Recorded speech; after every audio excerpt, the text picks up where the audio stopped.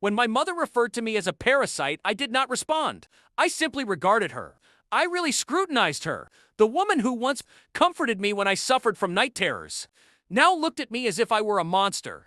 It was not her words that crushed me. It was the absolute casualness with which she uttered them. Your sister is coming with her offspring to reside with us, so you need to depart, she stated while sipping her beverage as if ejecting me was as common as the morning telecast. You've dwelt here long enough, and frankly, you're not contributing much. The word parasite came next. It was piercing and definitive. I recall chortling softly, "You're jesting, right?" She did not even waver. "No, I'm serious." And she truly meant it. I could discern that when my father passed away 4 years ago, I returned to the house to assist her. She was not eating and could barely stroll without weeping. I settled the expenditures, fixed the rooftop, and even renovated the kitchen she had perpetually desired. My sibling Olivia, meanwhile, was too occupied, enjoying her best life with her second husband in another municipality. She would arrive biannually, shed insincere tears, then vanish again before the supper. Plates were cleansed. However, when her nuptials failed, she instantly recalled she had a mother and a dwelling. That is when everything changed. Mom began to speak about her unfortunate daughter and how she required backing. I noticed the tone she used with me began to alter. Less kindness, more fault-finding. I disregarded it until that fateful evening. The treachery. I was aware my mother preferred Olivia. She always had. But I never imagined she would expel me for her. I eavesdropped on her phone conversation that week, informing Olivia, "Don't fret, I'll manage him. The house will be yours shortly." Yours. That word incinerated me. It was not solely about the property. It was the years, the sacrifices, the fidelity that evidently amounted to nothing. That is when something within me became silent. No shouting, no confrontation, just a lever being pulled. If I was the parasite, I resolved, then I would disconnect entirely and remove everything I had brought into that residence with me. The night before she went to collect my beloved sister, I sat in my old chamber, gazing at the walls I had painted, the shelving I had constructed, the furnishings I had acquired. All of it was mine, and by the next morning, it would all be absent. I acted swiftly. I secured a small apartment under my name called a removal company. They arrived at daybreak. While she was out fetching her favorite daughter, I stripped that house of every item that belonged to me. My electronic devices, the appliances I had purchased, even the fresh locks I had installed. After the last break-in, then I replaced them again. When the movers departed, I stood in the vacant living area. It looked smaller without my belongings.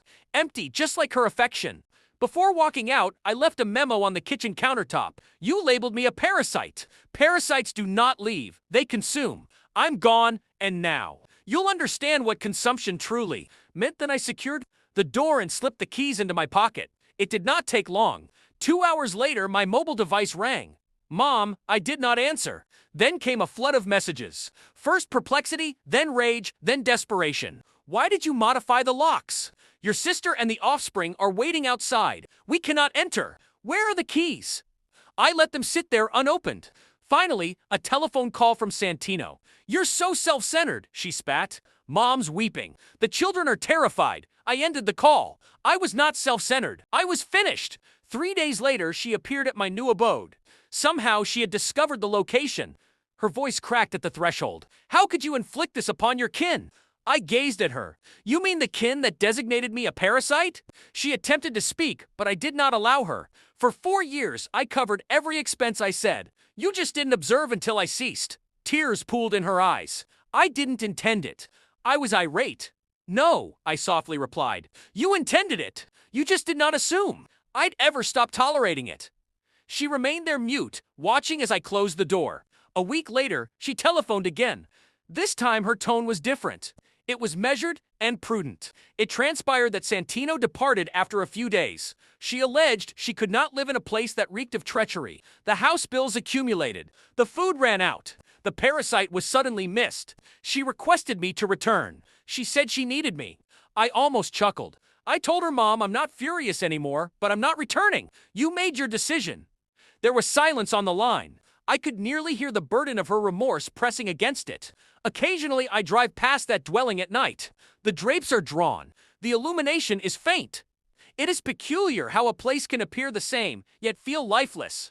I do not feel guilty. I do not feel sorrowful. just liberated. Individuals believe retaliation is about destruction. It is not. It is about clarity, about finally perceiving people for who they truly are, and you will no longer be their prey. My mother once stated to me, "A home is where affection resides." I finally comprehend. That house ceased being a home the day she told me to leave. Now I have tranquility.